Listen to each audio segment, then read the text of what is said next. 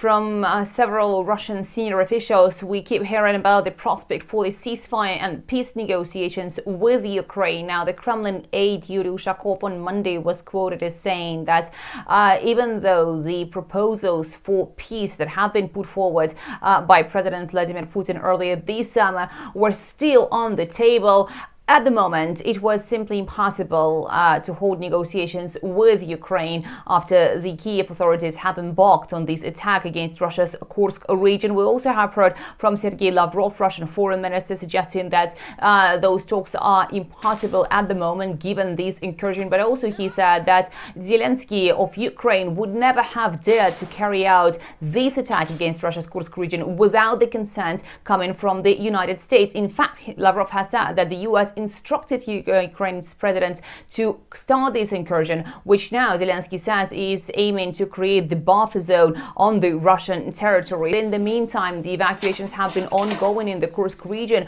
with more settlements being closed for the entry in the Belgorod region and more people being taken away from the Kursk region deeper inside Russia. A very important visit for the Russian president, especially given the timing and this Ukrainian incursion into Russia's Kursk region. Vladimir Putin has paid a 2-day state visit to Azerbaijan, where he held talks in formal and informal setting with Ilham Aliyev, the president of Azerbaijan. The Kremlin says the two heads of state had productive talks on the whole spectrum of bilateral and international and regional affairs. Russia and Azerbaijan, according to the outcome of this visit, have agreed to jointly produce oil tankers. That's according to the Russian president Vladimir Putin. As a result of those talks, we also hearing the specific focus of those talks was on the normalization of ties between Baku and Yerevan. Russia is going to contribute to the normalization of cooperation between Baku and Yerevan, and also on the setting and signing of the peace agreement between